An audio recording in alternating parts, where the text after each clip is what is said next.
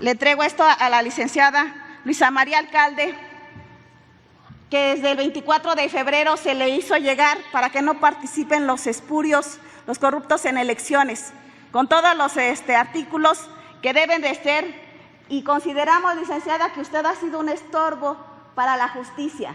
Consideramos desde el momento en que usted no ha permitido que nos seguir lo que tenemos que hacer. ¿Sí, licenciada?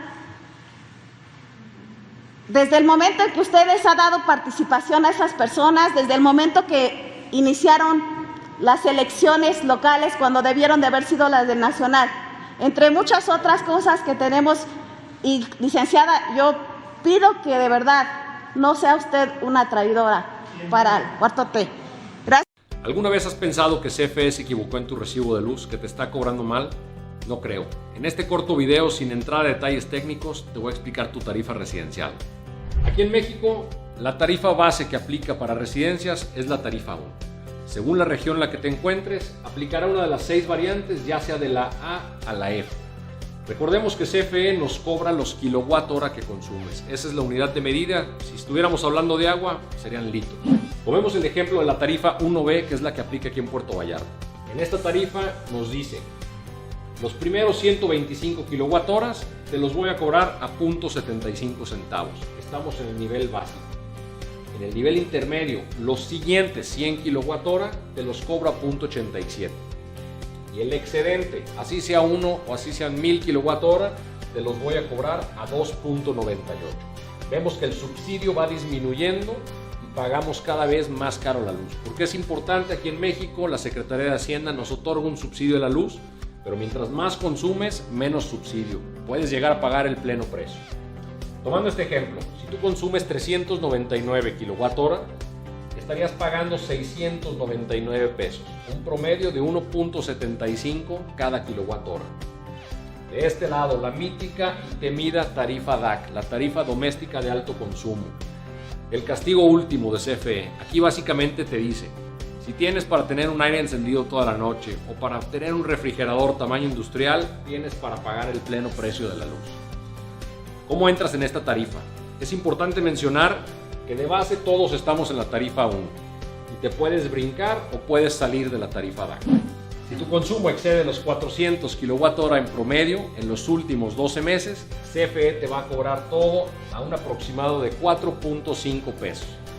Retomando el mismo ejemplo, agregándole tan solo 1 kWh de diferencia, consumiendo 400 kWh, tu cobro total sería de 1,800 pesos por prácticamente el mismo consumo. Aquí vemos que 1 kWh de diferencia hace que más que se duplique tu recibo CFE. Cuando esto sucede es cuando la gente pega el grito. No entienden por qué se les disparó su consumo de luz y aseguran que hay un error con CFE. Pero ahora entiendes por qué, y así es como funciona la tarifa residencial aquí en México. Hola, ¿qué tal? Muy buenos días. Mi nombre es Fernando Jiménez, soy de la empresa Solen de México, y en esta ocasión les voy a explicar cómo leer un recibo en tarifa DAC. Este recibo en tarifa DAC son para casas, es un recibo doméstico de alto consumo. Ok, iniciamos. Este es el recibo en tarifa DAC, lo mismo, viene el nombre, el monto a pagar, el número de servicio, RMU, y aquí es donde podemos ver tarifa DAC. DAC significa doméstico, alto consumo. Viene también número de medidor, multiplicador, viene el periodo de facturación, normalmente son bimestrales. Y por acá por abajo podemos encontrar el consumo en energía eléctrica, igual que en un tarifa 1C. Vamos a ver su lectura anterior menos la lectura actual y nos arroja un total de periodo 1535, y en esta tarifa en particular solo hay un escalón, es el escalón básico, que le está dando la energía. Por ejemplo, son 1535, vamos a hacerlo por aquí, 1535 por 4.772, ese 4.72 es el precio por kilowatt y me arroja un total de 7325.02. pero este recibo también trae un cargo fijo, dice 2 porque es bimestral, es un cargo fijo de 107.92 pesos que se le van a sumar al monto del proyecto, ¿no? Si nos vamos más abajo, encontramos la misma situación: suministro, distribución, transmisión, SENASA, energía, capacidad y otros cargos del MEM. Como ya lo vimos en el video en tarifa 1C, suman todo esto y nos arroja el precio que estamos viendo acá, ¿no? Simplemente que aquí vamos a sumar esto, y en caso contrario el 1C, que restábamos el apoyo, aquí vamos a sumar este cargo. Es un costo por alto consumo. Realmente este costo está saliendo un extra que le están cobrando a este usuario.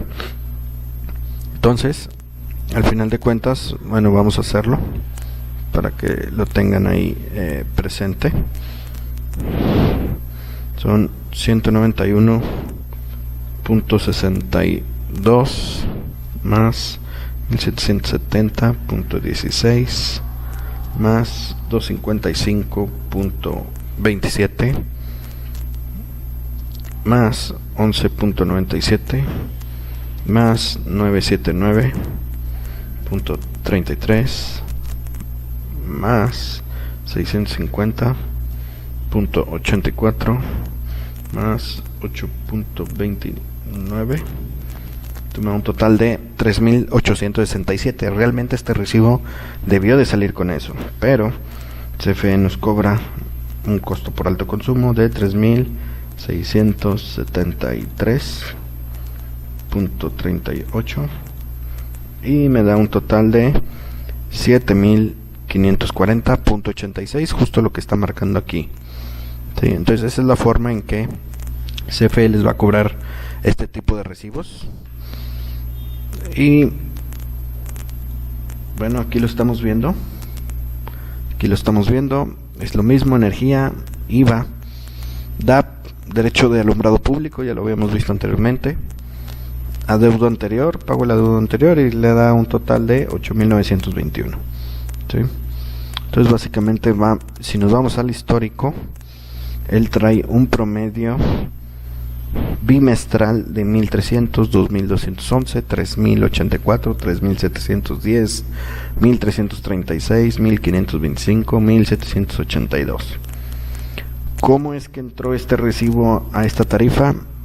Ya lo habíamos explicado anteriormente, pero vamos a irnos a la página de CFE para que ustedes puedan consultar su tarifa y el precio que les deja. Yo les voy a dejar este link en la descripción del video. Nos vamos al tarifa DAC, ¿sí? Para saber por qué.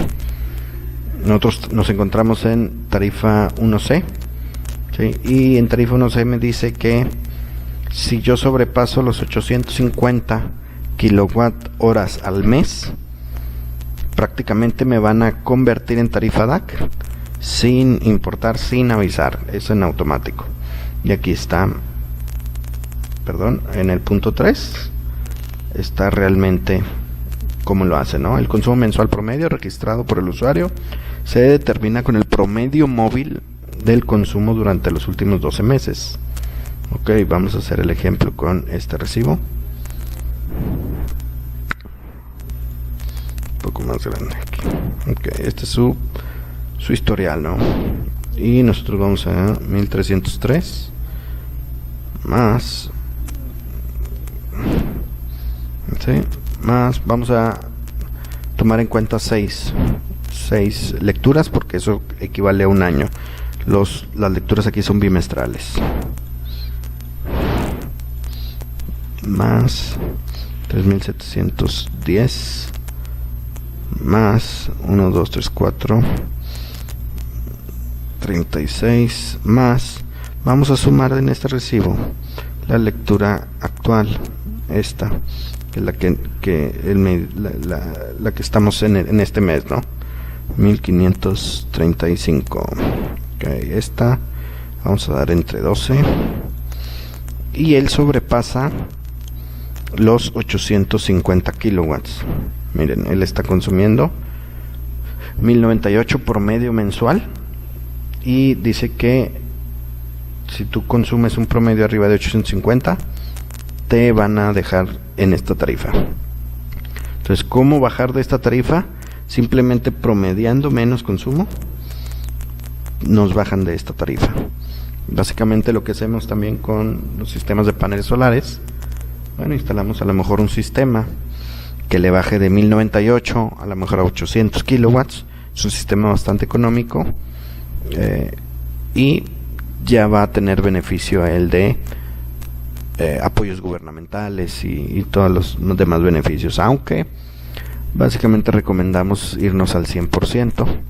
Digo, si ya lo están instalando, si ya van a hacer un gasto, pues hay que hacerlo, ¿no? Y aquí está el aviso importante: su servicio está en tarifa doméstica de alto consumo, DAC, la cual no cuenta con aportación gubernamental, ¿sí? Esto es el porqué de esta tarifa y el porqué el precio. Si ustedes comparan este precio, ¿sí? 4.772 con un precio de una tarifa 1, van a ver la gran diferencia que existe. Entonces, bueno, eso es todo. Eso ha sido todo. Gracias por seguirnos y vamos a seguir transmitiendo más videos explicándole más información, tanto de recibos como de CFE como de paneles solares. Hay muchos datos concretos, pero hoy les doy solo uno. A la industria automotriz, CFE le vendía el año pasado la electricidad a 1.22 pesos por kilowatt hora. En tanto, los privados le vendían a 42 centavos. La que sigue, por favor. Ciertamente sí. Estamos trabajando ahí fuerte con este proyecto que se dice en estas ponencias que no hubo privatización y que ni un solo tornillo de la CFE se privatizó. Entonces, Fernando, ¿cómo le entregaron al Fénix las centrales hidroeléctricas de Necaxa?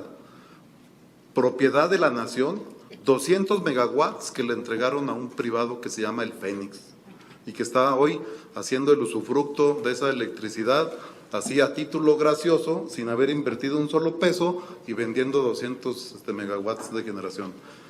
Yo no era subsecretario cuando el tema de Fénix que mencionó el ingeniero Nevares, era César Hernández Ochoa, que por cierto fue director general de la CONAMER, nombrado por el presidente López Obrador de 2018 a 2020. Si tiene dudas de ese proceso, pregúntele a él. Entonces, ¿qué hizo el Estado mexicano con la participación de la Secretaría de Gobernación, Hacienda, Energía y la CFE y el SAE? Lo que hicimos es pactar con el Sindicato Mexicano de Electricistas la reinserción laboral de los trabajadores. El SME se asoció con una empresa internacional muy importante, generadora de electricidad, y el Estado entregó viejas plantas o plantas que están cerca de que estaban en desuso o que estaban cerca de cumplir su vida productiva, se las entregó en comodato a esta empresa de la que es socio, la empresa portuguesa y el Sindicato Mexicano de Electricidad. Hay que aclarar en relación con los bienes que fueron de Luz y Fuerza, precisamente por instrucciones del presidente de la República y del presidente son muy claras, se respeta el derecho de todos los trabajadores y así lo estaremos viendo. Muchas gracias. Lo malo de votar por vejetes que todo se les olvida, ¿o será que se hacen pendejos? Tengo entendido que después de un proceso legal, la Comisión Federal de Electricidad se vio obligada a ceder o a entregar algunas plantas e infraestructura diferente al Sindicato Mexicano de Electricistas. En este sentido, me gustaría saber si ustedes ya revisaron esta situación, y si es así, qué fue lo que encontraron, o si piensan en algún momento revisar esta situación. Gracias. Muy bien. La segunda pregunta que hiciste. Dijiste que nos obligaron a ceder plantas al SME. Bueno. El SME hoy es una empresa privada, no es un sindicato. Quien hizo esa devolución de instrumentos industriales y terrenos fue el gobierno anterior. El gobierno anterior tomó toda una serie de instrumentos que se habían ya entregado a la CFE, la CFE hizo inversiones importantes para modernizarlos, ponerlos al día, y lo que hicieron fue entregárselos a esa empresa privada. Estamos analizando cuál fue y cómo fue dada esa donación o qué significó el entregar instrumentos del Estado a una empresa privada, que es lo que es esa entidad. No es un sindicato, es una empresa privada más. ¿Alguna otra pregunta? A ver. El SME ha demostrado que cuando se lucha por la justicia, se avanza en favor de la justicia. No vamos a permitir que sigan engañando.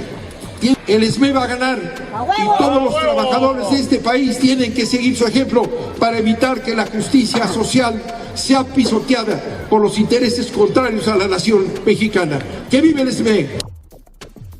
Y lo que ha quedado, sí hay un grupo que está demandando a la CFE de ser patrón sustituto. Y en otros lugares en donde han podido los trabajadores de Luz y Fuerza participar, pues serán respetados. También estoy seguro, ustedes que han sido un partido nacionalista toda su existencia, yo no creo que estén a favor de que las empresas extranjeras, de esta manera, a base de un saqueo, porque ya presenté las cifras, se apoderen del sistema eléctrico nacional, desaparezcan a la CFE con 44,000 millones de dólares, que es claramente un despojo. Nos da mucho gusto que esta empresa naciente, esta nueva empresa mexicana donde participa el SME, haya sido la primera participante privada del mercado eléctrico mayorista, lo cual acredita que la reforma energética es para todos los mexicanos, tanto empresas como también organizaciones sociales pueden beneficiarse si se cuenta con las políticas públicas y los incentivos adecuados. El monopolio estatal. Queridos amigos, amigas, hace justo un siglo México era el segundo mayor productor de petróleo del mundo, tan solo por detrás de los Estados Unidos. En aquel momento el sector estaba dominado por las compañías extranjeras. Por ejemplo, la antaño dominante compañía mexicana El Águila había sido adquirida por la anglo-holandesa Royal Dutch Shell. También había un montón de compañías estadounidenses que operaban al sur de la frontera. Pero, sin embargo, pronto perdieron el interés en los yacimientos mexicanos. Los ingleses comenzaron a explotar el petróleo en Oriente Medio y los estadounidenses en Venezuela. Y es que, veréis, el problema para estas compañías es que el movimiento obrero era uno de los pilares sobre los que se apoyaba el presidente Lázaro Cárdenas. Cuando llegaron, las petroleras no tenían ni la más remota idea del lío en el que se estaban metiendo. Un conflicto laboral saltó en 1938 a la arena política cuando las petroleras intentaron no acatar una sentencia de la Suprema Corte a favor de las demandas de los trabajadores. Al intentar evitar cumplir con el fallo, las compañías extranjeras vieron cómo un asunto laboral se convirtió en toda una disputa sobre la soberanía de la nación. Así que el presidente Lázaro Cárdenas intervino directamente en el asunto, decretando la nacionalización de la industria petrolera. 3 meses después, Cárdenas decretó la creación de Petróleos Mexicanos, Pemex, la empresa estatal que recibía el monopolio para explotar y administrar los yacimientos del petróleo del país. La jugada a México pareció salirle de perlas. ¿Por qué? Pues digamos que en los años 40 Estados Unidos y el Reino Unido tenían otras preocupaciones mucho más importantes que pasarle la factura a México. ¿No os parece? Además, la Segunda Guerra Mundial y el crecimiento económico de la posguerra incrementaron considerablemente la demanda de crudo, con lo que la nacionalización se convirtió en un gran negocio. Y ojo, porque el petrolero no fue el único ámbito energético intervenido por el presidente Cárdenas. Antes ya había sido el turno del sector eléctrico. En 1937, Cárdenas fundó la CFE, la Comisión Federal de Electricidad. Su propósito era operar en el sector sin ánimo de lucro, basándose exclusivamente en principios técnicos. El objetivo era obtener el mayor rendimiento posible al mínimo coste. Esto hizo que las compañías privadas solo se interesaran por las zonas más rentables, las principales ciudades y las zonas industrializadas. Así que para la Comisión Federal de Electricidad quedaron las áreas rurales y dispersas. Evidentemente este sistema no funcionó, era una ruina para la empresa estatal y encima más de la mitad de los mexicanos seguían sin suministro eléctrico. Así que, ¿qué solución creéis que adoptó el gobierno de México? A ver, quizás liberalizar el mercado, favorecer la competencia o incentivar la inversión, por ejemplo. Pues no, para nada. Nada de eso. En 1960 el presidente Adolfo López Mateos completó la nacionalización del sector eléctrico. ¿Y sabéis qué? En un primer momento pues tampoco pareció salirles mal. México tenía recursos más que suficientes como para hacer frente a las malas decisiones y mantener enormes subsidios al consumo de electricidad. Pensad que los países con petróleo eran los nuevos ricos del panorama internacional, y más aún a partir de los años 70.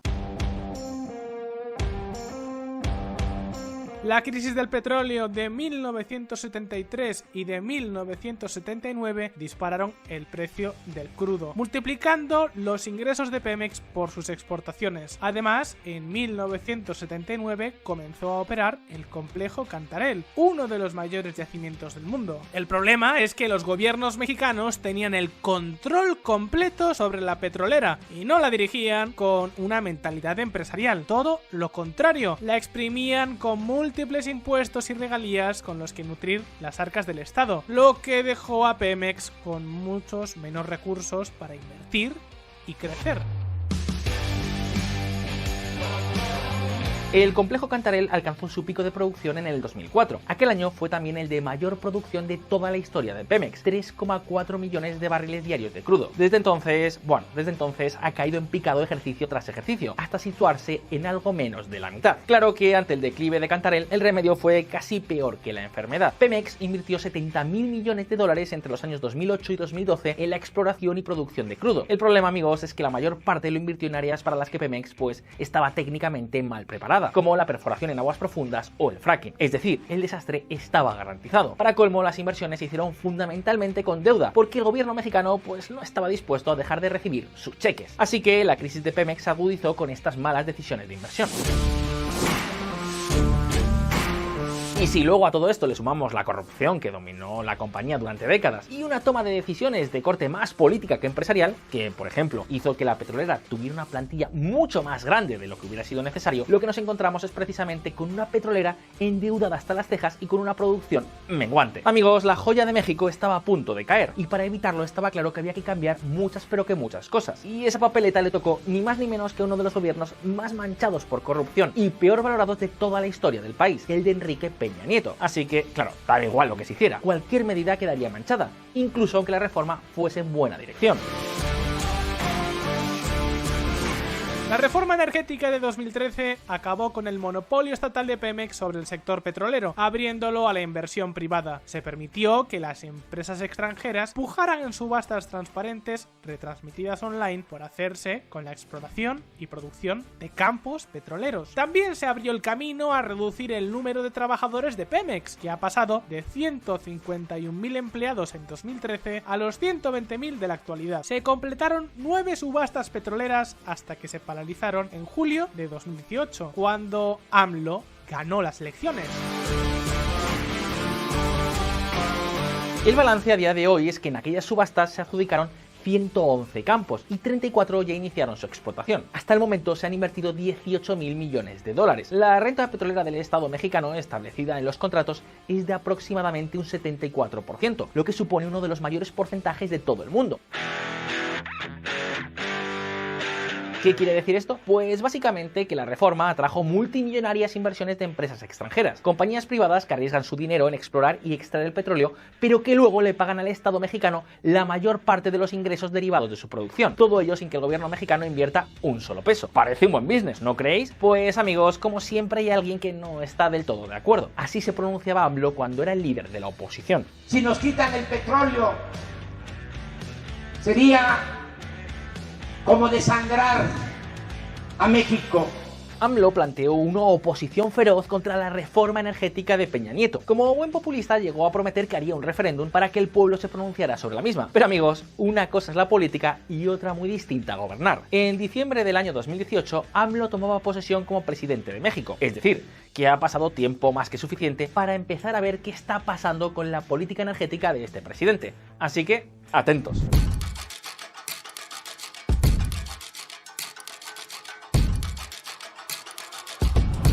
¡Dame más gasolina!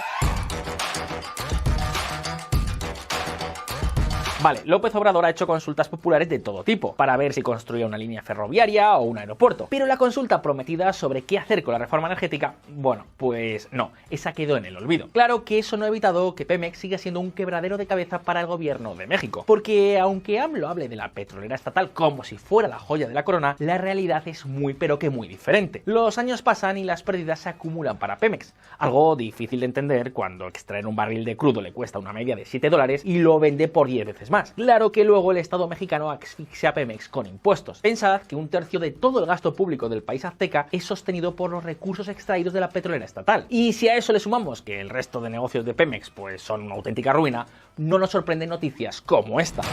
Pemex, entre las 10 compañías más endeudadas del planeta. Hablamos ni más ni menos que de una deuda de más de 100.000 millones de dólares. Una deuda que además no para de marcar cada poco tiempo nuevos registros históricos.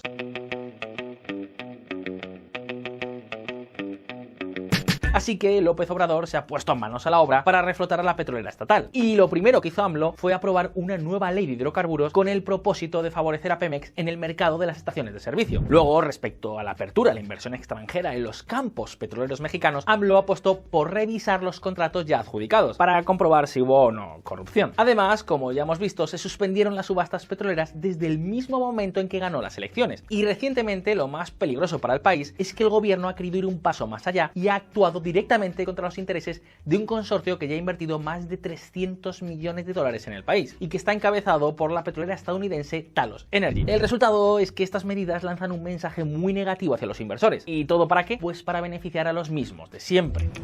El mayor hallazgo privado de petróleo de México será operado por la estatal Pemex. De momento, y a pesar de todo, el resultado es que cuando este presidente llegó al poder, la empresa petrolera mexicana producía alrededor de 1,8 millones de barriles. Hoy la cifra está en torno a los 1,6 millones y todo apunta a que las cosas pues no van a mejorar mucho.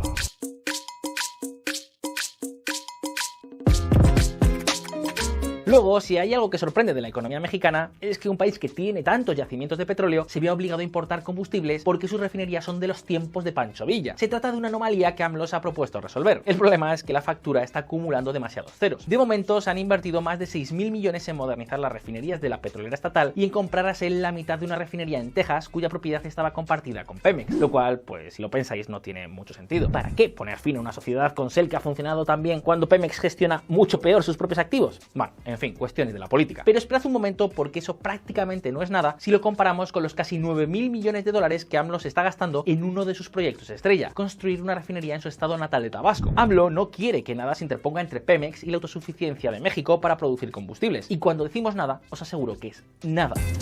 Pemex está construyendo una refinería en un espacio natural que prometió proteger. La cuestión es que el gobierno mexicano está ahora mismo poniendo toda la carne en el asador para que el país produzca todos los combustibles que consume para el año 2023. El problema, amigos, es que tal y como hemos visto, lo hace siguiendo una receta muy similar a la que México ha seguido años atrás. Petróleo, nacionalismo y mucho intervencionismo sin tener excesivamente en cuenta los criterios empresariales. Bien, todo esto sobre el petróleo. Pero, ¿qué ocurre con el otro brazo de la reforma energética? ¿Qué demonios pasa con el sector eléctrico? Pues, atentos.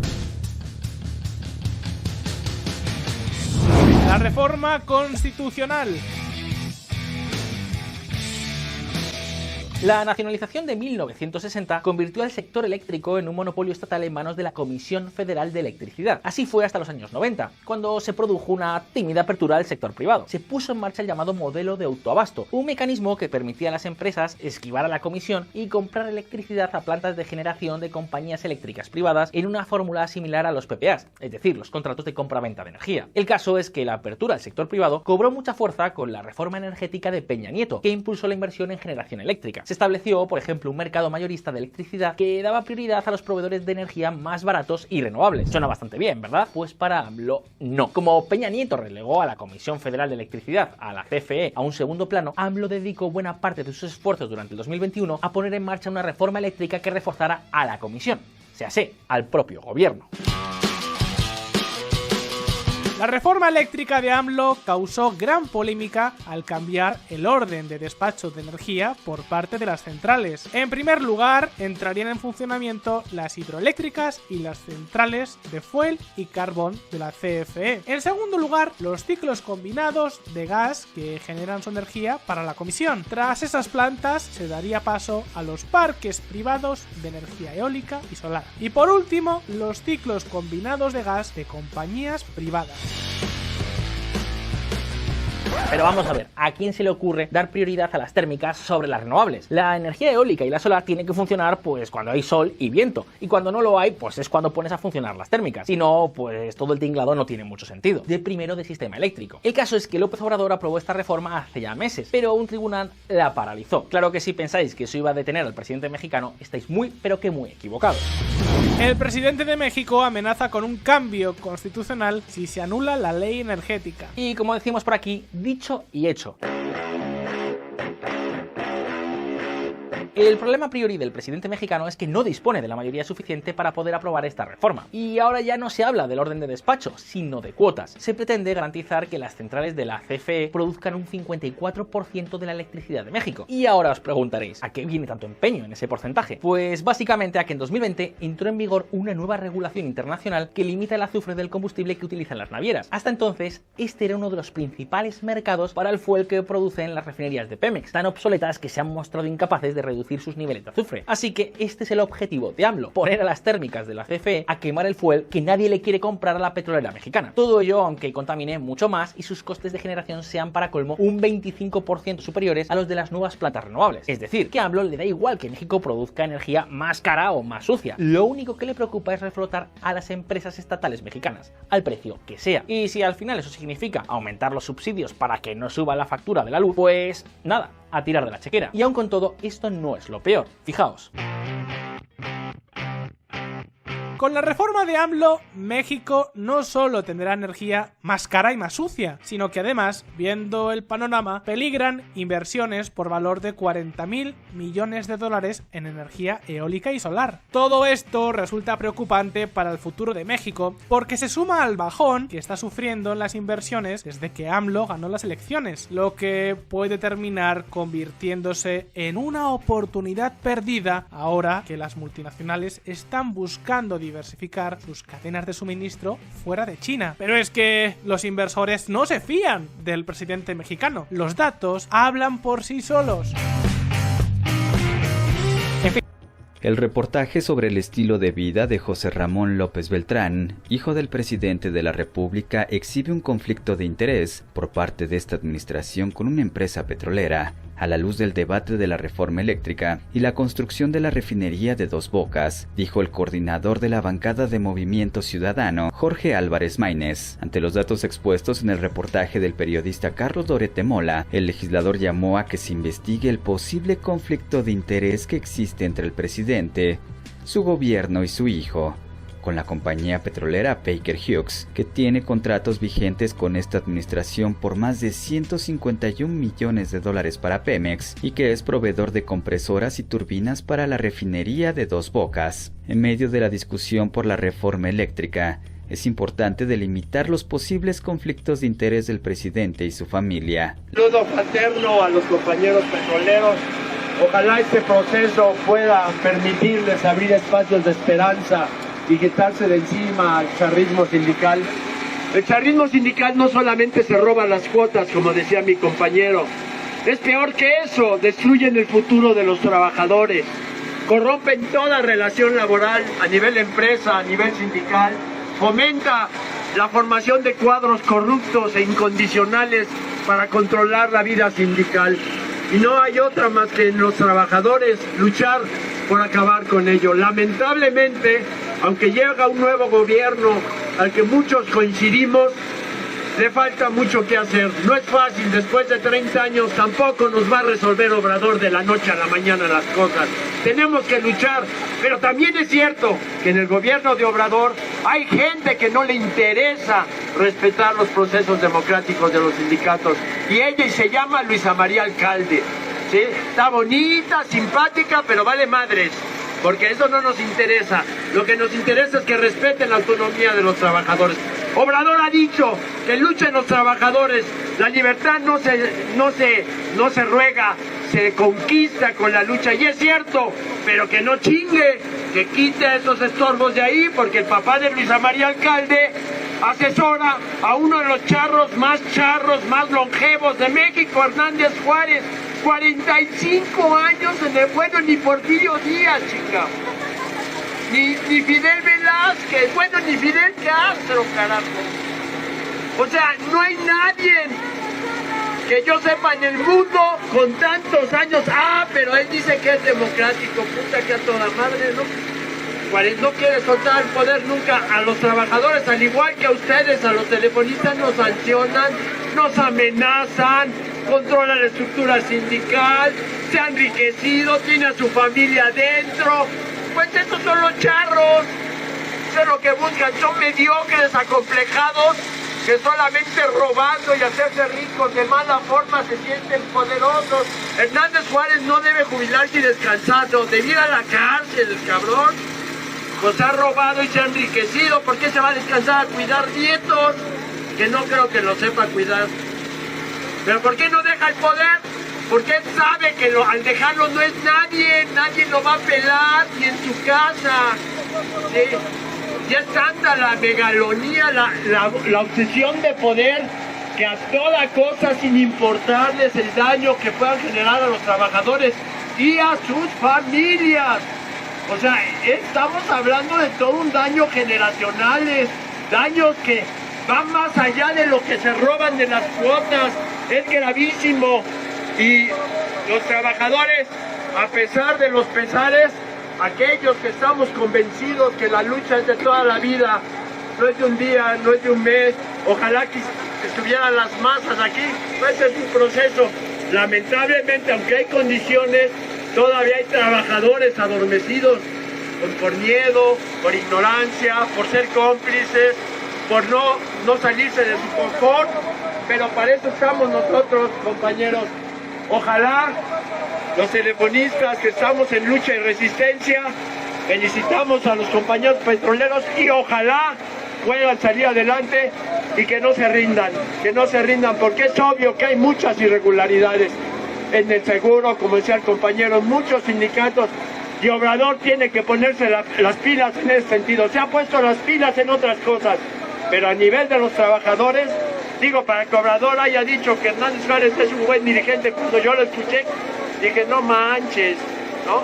¿Qué te pasa? Digo, están de lucha así, pero bueno, es un proceso.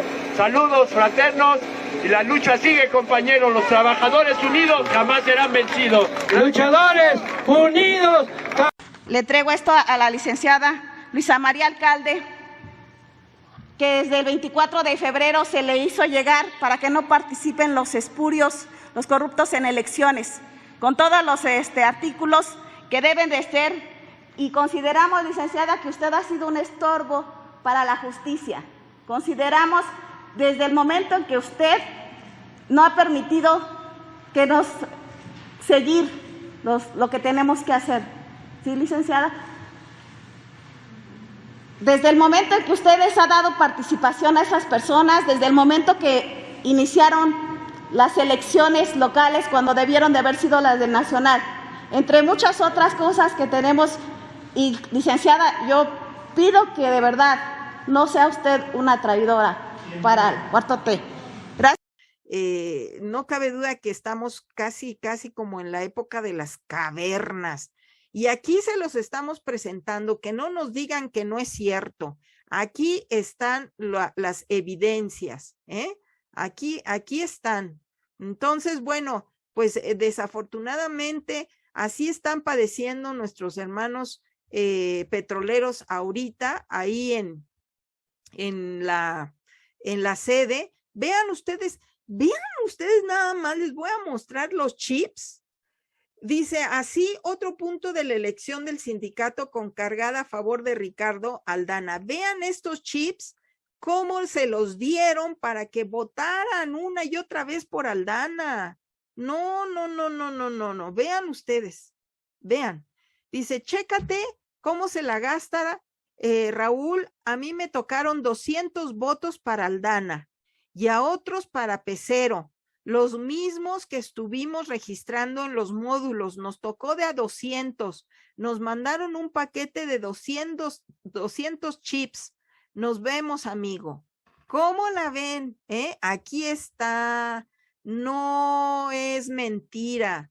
Dice aquí Lino Centella, dice, denuncia al 9933989844.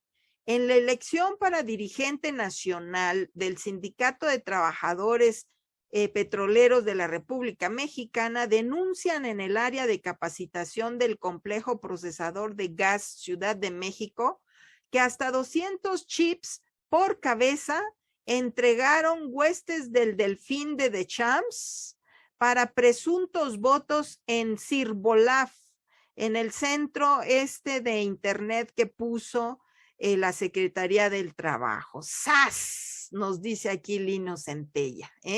Aquí están las fotos, los testimonios de este fraude sindical.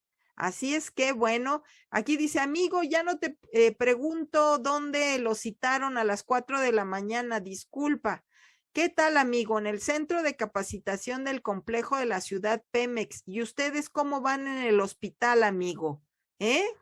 Ándele, caray, ándele. Aquí están los chips. Y esto es de lo único que nos hemos enterado. Imagínense ustedes todo lo que hay, caray, No, qué barbaridad. Vean ustedes, o sea.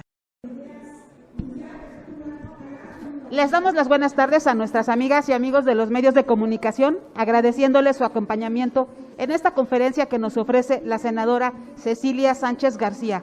El propósito de esta conferencia de prensa es referirse a los resultados en la elección del Sindicato de Trabajadores Petroleros. Adelante, senadora, la escuchamos. Pues muchísimas gracias a todos, gracias por estar aquí, por prestarnos esa atención y difundir en medios esta lucha de todos los trabajadores petroleros de la República Mexicana por erradicar la corrupción en nuestro sindicato. Pues primero que nada quiero referirme a que fuimos convocados a una votación el día de ayer que se venía programando desde hace ya varios meses. Nosotros queríamos elecciones limpias, queríamos erradicar la corrupción, queríamos quitar a la base romerista que dejó Carlos Antonio Romero Deschamps en nuestro sindicato.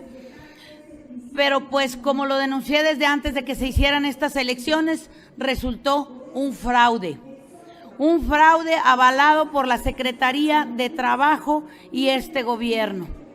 Un fraude que ha llevado a la decepción a los trabajadores petroleros que no tuvieron la oportunidad de elegir un cambio en el sindicalismo en México, que no tuvieron la oportunidad de sentirse apoyados por el gobierno actual, por el que votaron el 2018. Esto es muy decepcionante, puesto que nosotros teníamos toda nuestra fe y toda nuestra esperanza en que se sacara de una vez por todas la base corrupta que dejó Carlos Antonio Romero Deschamps en nuestro sindicato, pero no nos ha sido permitido. Nos hicieron votar en votaciones amañadas con un sistema que ya había denunciado de antemano que no cumple con toda la transparencia ni con toda la legalidad y que no nos fue permitido tampoco que fuera manejado por una institución independiente. Se les entregó la plataforma y el sistema de Sirbolab a los mismos ladrones de siempre, a los mismos corruptos, a la gente de Carlos Antonio Romero Deschamps, y hicieron trampa de nuestras elecciones. Pusieron números que no son y desde un inicio, desde hace casi más de 24 horas antes de la elección, ellos ya estaban preparados para este triunfo y ya estaban diciendo por qué porcentajes iban a ganar. Entonces, los trabajadores no vamos a permitir este tipo de burlas, porque no estamos aquí porque querramos que queden los mismos. No puede ser posible que una persona obscura, que no cumple ni siquiera con ser trabajador de sindicalizado, opaco en sus propuestas, cuya propuesta única fue la de quiero jubilarme como secretario general, haya sido la que haya convencido y simpatizado con todos los trabajadores petroleros de nuestro sindicato. Esto es una vil mentira, es algo amañado, es algo orquestado por la Secretaría de Trabajo y por este gobierno, y no lo vamos a permitir. Quiero decirle a todos mis compañeros que estamos en pie de lucha, que no voy a descansar. Cecilia Sánchez no está aquí por una cuarta transformación. Cecilia está aquí por convicción, está porque ustedes votaron por ella, está para defender los derechos de los trabajadores y está para hacer un cambio en el sindicalismo en México. Y no vamos a tolerar ser burlados de la manera en que lo hemos sido con estas elecciones. Si no, nosotros los trabajadores petroleros no queríamos un sistema electrónico solo para estar a la moda. Queríamos un sistema electrónico manejado por una instancia que no tuviera nada que ver ni con el sindicato ni con nadie y que nos fuera proporcionado el servicio de manera sin ningún interés, de manera ¿cómo se dice? Desinteresada. Gracias.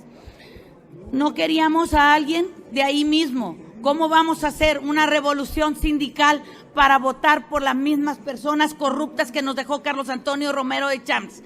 Es ridículo que ahorita salga la secretaria a decir que fueron elecciones limpias, que fue todo de manera transparente, que no hubo ningún indicio de nada, cuando a los trabajadores, y se los demostramos, y fue publicado por muchos periodistas, muchos de ustedes también, cómo los estaban obligando a ir a las instalaciones del sindicato, a ir a centros de trabajo para manejar su voto, cómo les fue amenazado y cómo dijeron que les iban a quitar también los contratos a los trabajadores transitorios si no se iban ahí a Zaragoza 15 a echar porras. Esto lo manipuló una señora también que es funcionaria de la sección 45 y prueba de ello es que todos los trabajadores traían una gorra con el número de la 45.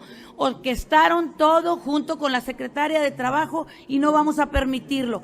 No estamos aquí para hacer el circo de nadie, estamos aquí para generar un cambio, estamos aquí porque queremos elecciones limpias, porque queremos un sindicato transparente y porque no queremos gente que como ellos no solo ha dañado a los trabajadores petroleros, sino están metidos en negocios sucios como es el huachicol. Y si este gobierno está apoyando ese tipo de personas, está apoyando también que se dañe a la empresa de todos los mexicanos, está apoyando también que se burle el voto de los trabajadores petroleros y está apoyando a que no se transparente el sindicalismo en México y a que sigamos siendo ejemplo de corrupción en todos los países. No lo vamos a permitir. Felicito a Carlos Antonio Romero de Champs. Pudo hacer convenios con el PRI, pudo hacer convenios con el PAN y ahora los hizo con la 4T. Es de felicitar que un señor tan sucio sea capaz de controlar todo en el país, que sea capaz de controlar nuestro petróleo, que sea capaz de controlar nuestras instalaciones, que sea capaz de controlar nuestro sector energético y que sea capaz de controlar a los presidentes de la República de este país. Porque no se ha visto transparencia, no se ha visto nada. Este puesto no es para venir nada más a simular. No vamos a permitir ya más simulaciones, ni más democracia simulada en aras de los dejamos ejercer su autonomía sindical, como lo dice la secretaria de Trabajo. No somos la burla de nadie. Los trabajadores petroleros seguimos en pie de lucha y estamos por un cambio y vamos a seguir pugnando por ese cambio. Y yo no estoy por un puesto aquí, estoy por una revolución, estoy por cambiar las cosas, estoy porque están mis compañeros, estoy porque la ciudadanía me eligió para hacer un cambio. Y eso es lo que vamos a hacer. Vamos a seguir en la lucha y vamos a llevar esto a instancias internacionales, les guste o no. Así tengamos que evidenciar al mismo gobierno. Muchas gracias. Senadora, si nos permite, tenemos algunas preguntas. Le pregunta Mayolo López, de Grupo Reforma. Bueno, dice senadora, no lo vamos a permitir. ¿Qué va a hacer? Ya metimos las impugnaciones desde antes a Cirbolab, diciendo que la plataforma no cumplía con todos los requisitos.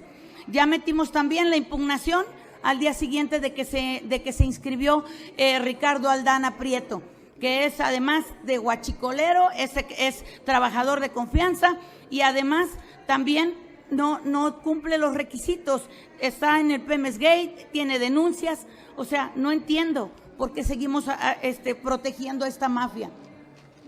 Sí, vamos a llevarlo, vamos a irnos a Estados Unidos, vamos a hablar con Nancy Pelosi, vamos a provocar una reunión con ella para que nos apoyen.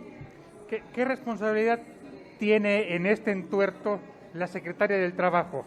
Pues ella puso la plataforma, imagínate, y nos engañó diciendo que no se podía ponchar la imagen y que no iban a poder extorsionar a los trabajadores ni coaccionarlos, y fue mentira, porque desde las 12:01 yo voté y la imagen se podía ponchar y ella no entiende, y ya se lo he dicho 1000 veces, que hay terrorismo sindical, que tenemos que proteger a los trabajadores y que no nos podemos prestar a ese tipo de mañas.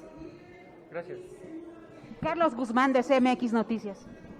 Senadora, ¿cómo está? Buena tarde. Me quito Muchas el cubrebocas un gracias. poquito. Justamente lo que está denunciando de la aplicación, incluso en una televisora importante, se daba a conocer ayer por la tarde en una entrevista de usted que esta aplicación era manipulable, nosotros la pudimos manipular, se podía tomar una captura de pantalla de un voto que no existía y se podía incluso votar doble vez. ¿Este tipo de evidencias las va a mostrar ante la instancia internacional o qué es lo que va a hacer, senador? Claro que sí, vamos a meter la impugnación con todas las pruebas recabadas, no solo por nosotros, sino también por todos los trabajadores que estuvieron toda la noche mandándonos su voto y diciéndonos todas las inconsistencias. Ni siquiera en la votación, en el más votado, que fue nuestro presidente actual, tuvo el 70 y tantos % como este señor. O sea, este señor ni lo conocen los trabajadores, ni tuvo propuesta de trabajo, ni caminó todas las secciones como una servidora que impugnó, que caminó, que denunció por 3 años todas las inconsistencias que había. Él ni siquiera lo hizo, no puede tener el 70% de voto de los trabajadores como lo están ellos exhibiendo. Esa es una vil mentira, es una fantasía, no sé en qué cabeza le cupo a esta señora declarar eso, pero tenemos aquí los números y eso es lo que supuestamente sacó este señor. O sea, es más votado que nuestro presidente, y cuando los trabajadores ni siquiera pudieron entrar a la plataforma en su mayoría. Eso es una vil mentira. Le pregunta ahora Gerardo Segura, de Azteca Noticias. Sí, Muchas gracias. Oiga, pero ¿cómo hacerle para oponerse a esta, digamos, elección que usted calificado como fraudulenta? Bueno, pero perdón, cuando está avalada prácticamente, pues es lo que se ha visto, avalada desde Palacio Nacional. Entonces, ¿cómo hacerle? ¿Cree que va a tener que fructifiquen sus acciones cuando pues tienen el aval presidencial, esta designación, pues a todas luces fraudulenta de Ricardo Aldana, que sí, por supuesto, se sabe que es lo mismo, que es la misma corrupción que con Romero Champs? Bueno, mira, yo cumplo con denunciar, yo cumplo con irme a todas las instancias correspondientes porque represento la base trabajadora y voy a hacerlo. Si ellos no cumplen, pues ya lo pagarán. Yo quiero ver si cuando se haga la revocación de mandato también le da él al PAN la aplicación para que lo manejen ellos y que confíe también. Muchas gracias, senador. La última pregunta es de Carmen Arellano, de Ecos de México. Senadora, buenas tardes. Lamentablemente, pues eso que usted hoy denuncia es un hecho con lo de la plataforma, era un juego sucio. Le ha llamado la secretaria para decirle por su inconformidad, se ha comunicado ya con usted. Y la otra, dado denuncia que usted va a hacer a nivel internacional, y es la tercera vez que Morena se ve afectado por sus candidatos, ya sea una gobernatura o usted como lo hizo con este trabajo hacia el sindicato y que lo conoce muy bien, ¿seguirá en Morena cuando no tiene ese apoyo? Yo no estoy en Morena por el nombre. O sea, esto no es un Oxxo, yo gané mi candidatura gracias al voto de los trabajadores petroleros y de todos los ciudadanos campechanos. ¿Sí? Y yo no los estoy defraudando. Si alguien se tiene que salir de Morena, es quien le falla a Morena. Sería todo, senadora, no tenemos más preguntas Muchas registradas. gracias. Le agradecemos mucho, buenas tardes. Gracias. Y les comentamos... A continuación, y a fin de integrar definitivamente el Sistema Nacional de Generación, Distribución y Abastecimiento de Energía Eléctrica, y de que el pueblo mexicano sea el único dueño de la que se produce, hemos adquirido la Compañía Mexicana de Luz y Fuerza Motriz y sus filiales. Las alianzas tienen un valor. Aquellas que se hacen con mi partido tendrán una respuesta positiva en los hechos. Aquellas que se hacen contra mi partido tendrán también en los hechos que vivir las consecuencias. Con el esmero, ante el compromiso asumido por sus bases en asamblea por voto democrático, yo también sé asumir compromisos. Y 4 hago con ustedes. Primero, Necaxa será revitalizado.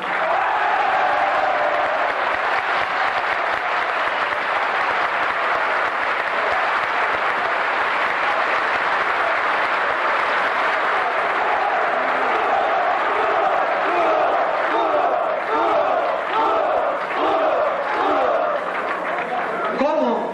Me preguntan sus compañeros. Ustedes ya han hecho un planteamiento serio, documentado, técnico, no demagógico ni populista. Es a partir de ese documento como estableceremos el diálogo para así poder realizar las obras dentro de la estrategia nacional de indispensable fortalecimiento del sector eléctrico que llevaremos a cabo.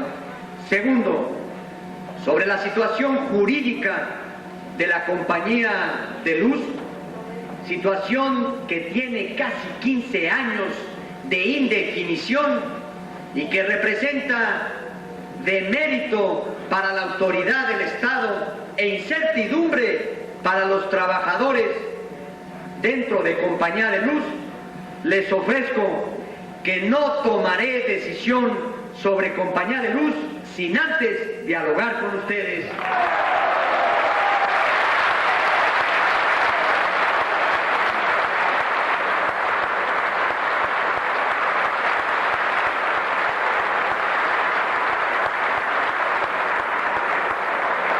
Tercero, la decisión que se tome no implicará por ningún motivo ni despidos ni atentar contra sus legítimos derechos.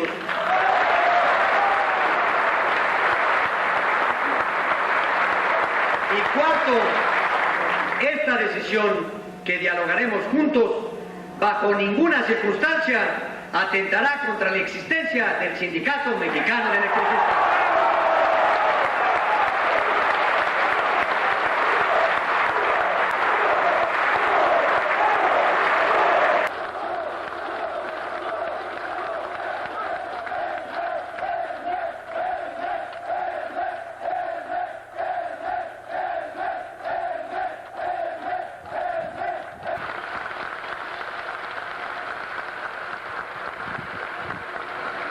Cumplo en este acto también la palabra que como candidato empeñé con ustedes en Necaxa.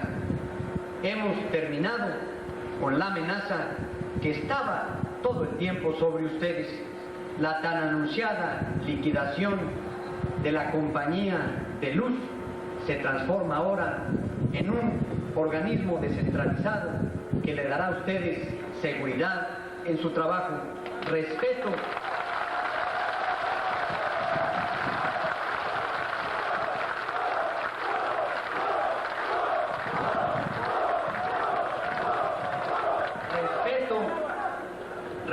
a su organización sindical y un nuevo y mejor servicio a la ciudadanía que así lo reclama. Como ustedes dicen, le hemos dado duro a la amenaza que se cernía contra ustedes. Entrego a su secretario general el dictamen aprobado ayer en el Pleno de la Cámara de Diputados que garantiza la permanencia de su empresa y el respeto a su organización sindical.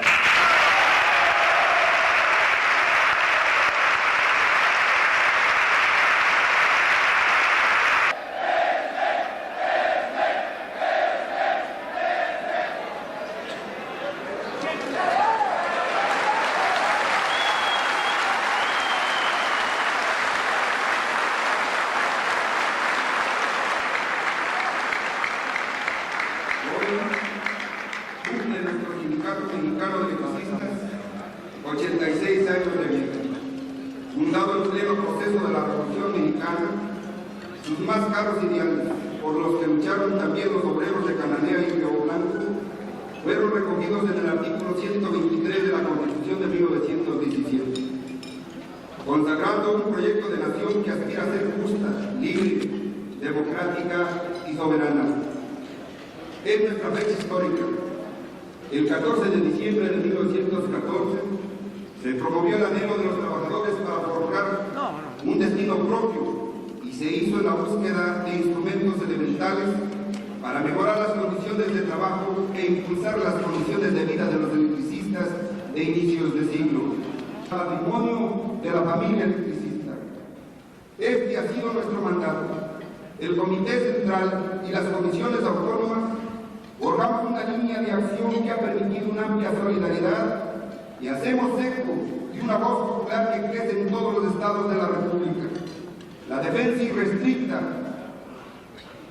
de la industria eléctrica nacionalizada, el respeto íntegro de los artículos 27 y 28 constitucionales, es el proyecto de país que asume como propio y para beneficio de la nación el constituyente de 1917. La propuesta del 2 de febrero de 1999 por parte del presidente Zedillo nos puso en pie de alerta a los electricistas del SME y buscamos por todos los medios, a nuestro alcance, ubicar su perspectiva y los defectos de la misma. En esencia, planteaba privatizar y dejar en manos del capital privado los recursos estratégicos del crecimiento económico nacional. Categóricamente rechazamos, señor presidente, y todos ustedes, compañeros, somos testigos de ello, que sea el costo del contrato colectivo de trabajo responsable en modo alguno de este desequilibrio económico.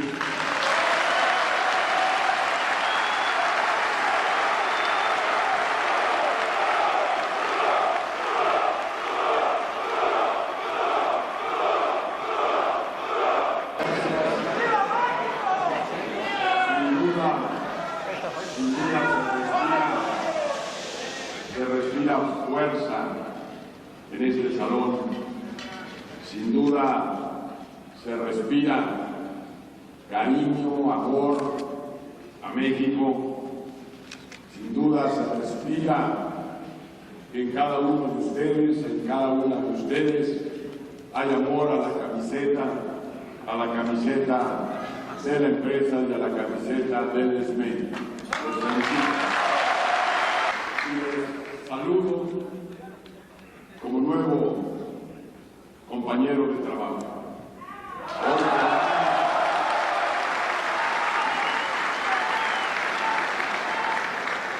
Hoy formamos un mismo equipo, un equipo de México, para México, un equipo de mujeres y hombres que tenemos voluntad de servir, que queremos hacerlo con eficacia, que queremos responder a lo que esperan todas las familias en este país. Públicamente, ante el Sindicato Mexicano de Electricistas, ante las y los trabajadores de esta gran empresa, que luz y fuerza del centro no se privatizan. Mexicanas y mexicanos, para salir adelante y transformar a México en el país justo y próspero que queremos, tenemos que cambiar y cambiar a fondo. Corregir de raíz los graves problemas que tenemos, por muy costosas y difíciles que sean las decisiones que permitan resolverlos, con tal de que nuestros hijos puedan tener el día de mañana, un México mejor. Es por esa razón que hoy publiqué un decreto mediante el cual se extingue Luz y Fuerza del Centro, la empresa pública encargada hasta ayer del servicio de energía eléctrica en el Distrito Federal, en diversos municipios del Estado de México, Hidalgo, Puebla y Morelos. CFE proveerá energía a 400 empresas tras salida de Iberdrola. La CFE abastecerá a más de 400 empresas, entre ellas Kimberly-Clark, Cemex, Minera Auslan, entre otras. Hoy vence la autorización de generación de energía eléctrica de la planta en Nuevo León Dulce Nombres de la empresa española Iberdrola, por lo cual la Comisión Federal de Electricidad, CFE, suministrará a más de 400 empresas. El viernes la Comisión Reguladora de Energía, CRE, llevó a cabo una sesión del órgano de gobierno en que no se incluyó en la orden del día la renovación de la autorización. Se esperaba que la CRE emitiera sanciones por el caso Iberdrola, pero solo se limitó a aprobar 11 proyectos de sanción en materia de energía eléctrica e hidrocarburos, sin especificar si algunos de ellos estaban dirigidos a esa firma. Por ello, el permiso de autoabastecimiento de la planta de Iberdrola dejará de funcionar a partir de las horas 12 en punto horas de mañana, luego de que el permiso E-205/AUTE/2002 fuera negado por el regulador. El pasado 19 de enero, el presidente Andrés Manuel López Obrador señaló durante su conferencia matutina que no se renovará el contrato de interconexión de la planta que produce 500 megavatios, el cual está bajo el modelo de autoabastecimiento. La planta, ubicada en el municipio de Pesquería, en el estado de Nuevo León, abastece a más de 400 empresas, entre ellas Kimberly-Clark, Cemex, Minera Auslan, entre otras. CFE garantiza seguridad energética al país. Los órganos reguladores solo actúan en contra de las empresas públicas.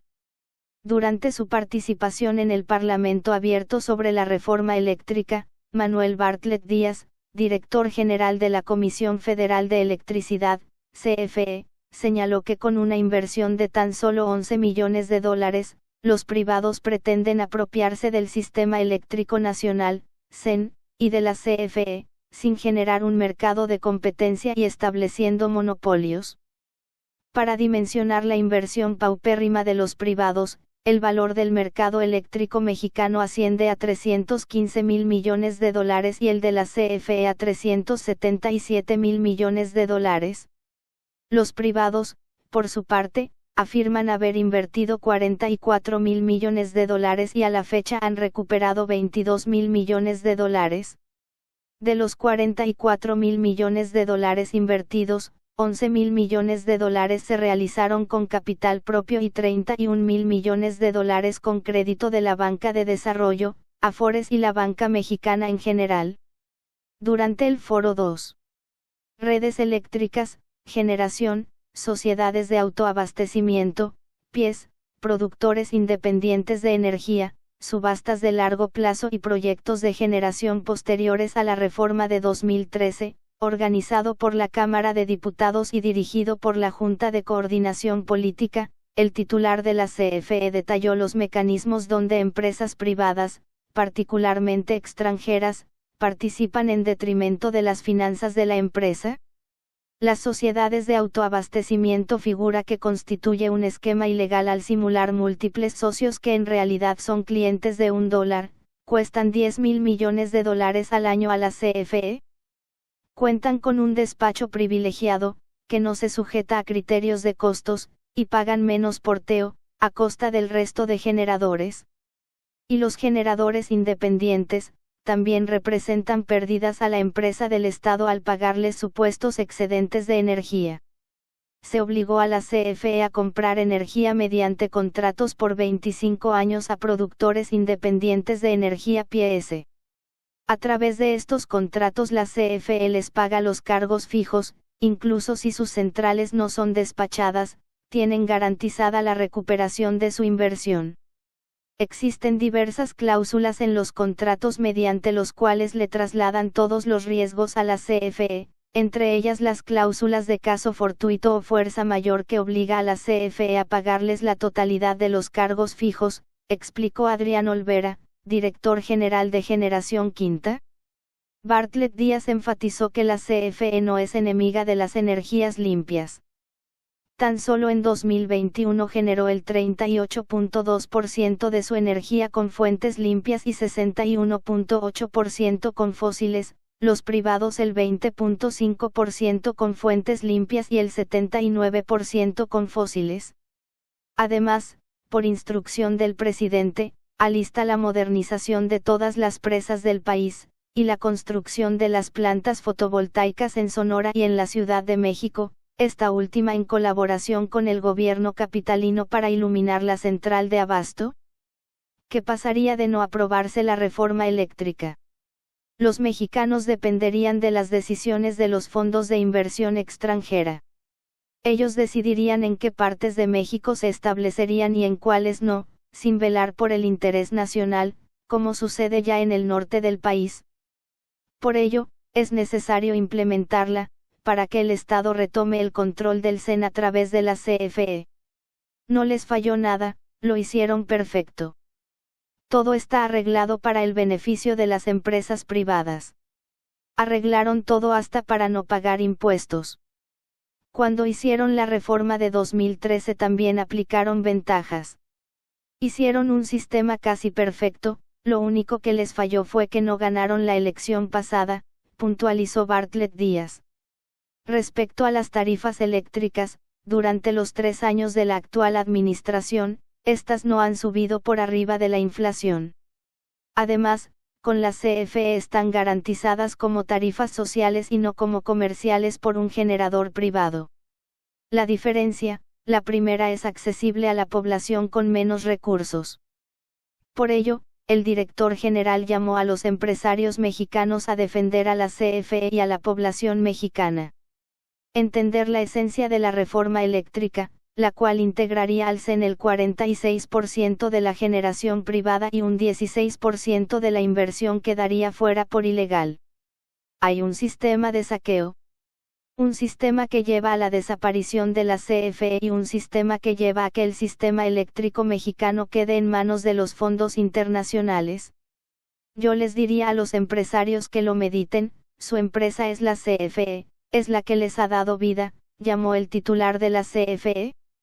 El foro estuvo moderado por José Omar Sánchez Molina, secretario ejecutivo de la Junta de Coordinación Política, con la presencia de Rubén Moreira Valdés, presidente de la Junta de Coordinación Política, de diputadas y diputados integrantes de la LXV legislatura de la Cámara de Diputados.